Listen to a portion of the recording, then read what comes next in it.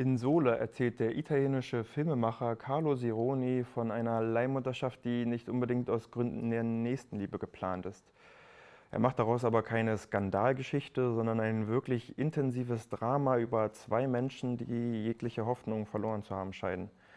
Wie sich das anfühlt, das versucht ihn Chris Ostermann nun näher zu bringen, denn der hatte nicht nur die Chance, den Film auf dem Filmfest in Braunschweig zu sehen, sondern konnte auch den Regisseur Carlo Sironi dort treffen und mit ihm sprechen. Lei è Lena. Lui è Ermanno, mio nipote. Non possono avere figli, sono stati lì tutti e due. Adesso devi fare degli esami. E poi se tutto va bene ci sono 8.000 euro per te. Io devo solo riconoscere la bambina, poi se la prendono loro. Quanto te do? 4.000.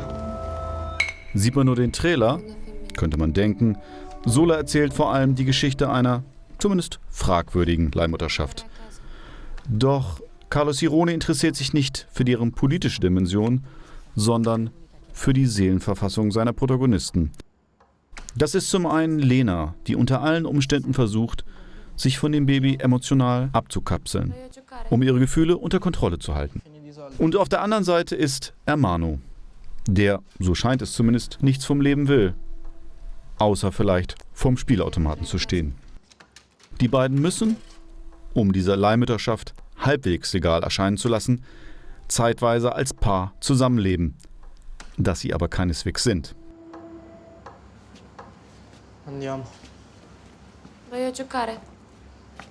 Ho finito i soldi. Sironi schafft damit eine interessante, eine spannungsgeladene Ausgangssituation für seinen Film. Mettili qui. Und dann nimmt er sich Zeit.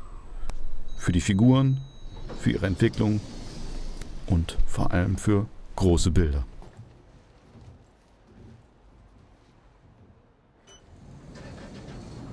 Man kann nicht kommunizieren und es ist schwer, im Angesicht eines neuen Lebens absolute Emotionslosigkeit zu bewahren.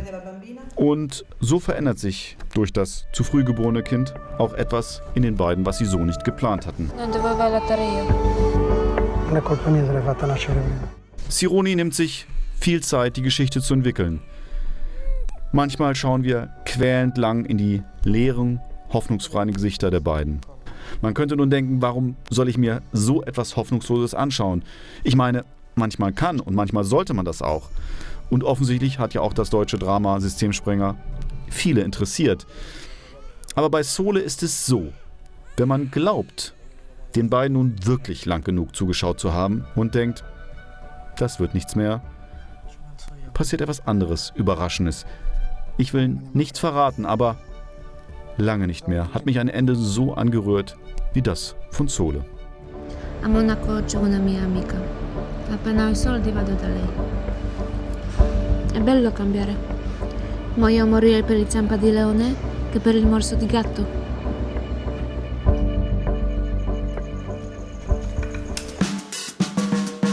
I'm very happy to welcome now here the director of the film Sole, Carlo Sironi, here at the Film Festival in Braunschweig. Sole is telling us a relatively small story and a slow pace, a bit slow motion, which is kind of unusual. Why did you choose to do so? I think it was interesting, at least in the first part, to follow a little bit the emotional state of the character of Ermanno and Lena. I mean, they are two strangers that they are forced to live together for 2 weeks, pretending, he has to pretend to be the father of a baby that he's in his. She has come to Italy to sell the baby in her bellies, and they are forced to stay together in the same house to pretend to be a couple just in order to sign the paper and everything.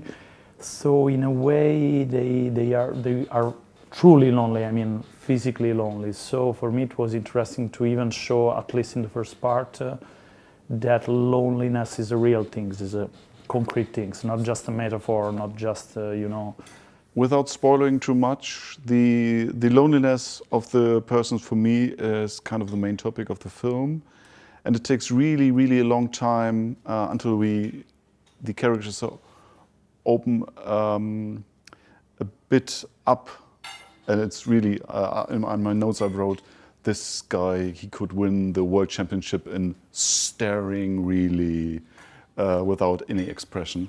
About that, I don't know. Huh? World Championship, it's always World Championship. No? I am not sure about it. Maybe if with Ermanno, World but Championship, he's really, he could. he's looking it's so not in the mine, emptiness. yeah. So Yeah, he's so yeah, resigned. yes. I really like the quote, whatever the uncle's question. What do you want to do in life? I don't know. Yeah. What else could you do? But why did you choose so hopeless, so lonely characters in this movie? Why did they have to be so? At the end, it's for me. I mean, I hate the word topic, but the whole idea is about two people that they weren't love truly. I mean, not just, as I said again, not just as a metaphor. They weren't truly beloved before. They don't know what love is. So in a way, you know, it was interesting to see two people that were truly hopeless start to believe that they could take care of someone else.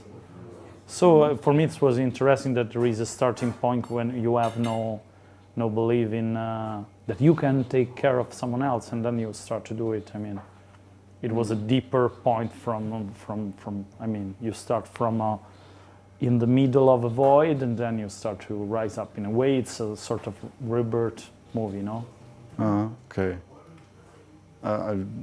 Somewhere in my critic I wrote, we have so very lonely persons who are touched by the magic of being responsible for someone that they're able to open up. It's kind of this. It is. Yeah. And yeah. so this is also why you choose so lonely, so so backlight, Yeah, absolutely. almost closed characters. Looking around, Kawai question can get the, but when you know an answer, you want to have. You said something about yesterday about why did you make the film? You had been doing films before about parenthood. Yeah, no? yeah, parenthood. And I mean, parenthood embrace everything, embrace both. So yeah. So how did it come that you choose this parenthood story now? For the movie, as I said, it was like very organic because it was really a sort of continuation of a research that I did for another short film. So while I bump into this situation, I mean, I discovered that this fake adoption, loophole in fake adoption was real. From the beginning, I think that it was super interesting. Yeah, it was super interesting to tell this story from the point of view of someone that just has to pretend to be a father, and then in this strange and unconscious emotional path start to become what he was pretending to be. So, as I said, for me, it's quite natural. I mean, as I said, I always try to not reduce the movie to a sort of topic. Of course, at the same time, when you're talking about the movie, you have to do it. But for me, you know, the surrogate motherhood, the parenthood is just, you know, tools to enter. A movie is always something else. No, it's always. In this case, for me, the whole the core of the movie was the attraction between the two characters. I mean. So you started with this parenthood, which is, I don't know the English word, but this is special parenthood, and then you came to the two characters and their situation, and that is so special about. When you start to always think about who truly are the character, what it's all about, why you're doing this movie. There is a moment when I came up and I say, okay, this is a love story. I cannot escape that. It came in a strange environment, okay. There is a sort of desperation at the beginning, it's true, but it's a love story. So at a certain moment, the movie has to change organically and became, you know, the attraction between the two. What I was really curious to do was to shoot that moment when you know, you start to understand that you are truly attracted from someone else, and you start to, you know, you don't know how to tell it to yourself, to show it to the other person. This was what I was really curious to do. So for example, we were talking about that scene at the part, you know, and when she's dancing, no? Yeah. And I was super curious to see how is an actor is gonna look to another actor, dancing in this maybe special and magic way. And you get surprised, it's even a surprise. I mean, shooting a movie, I'm super prepared because I need to prepare everything before, don't improvise anything. But at the same time, you have to be, you have to be open to what happens. Yeah, to see. And what this happens. happened. Yeah, this happens. As and you it say, was, okay. So we have that kind of look in Ermanno's eyes. Probably there is a love story, Okay, Carlo Sironi, thank you very much for your film. Thank you for being here. Thank you.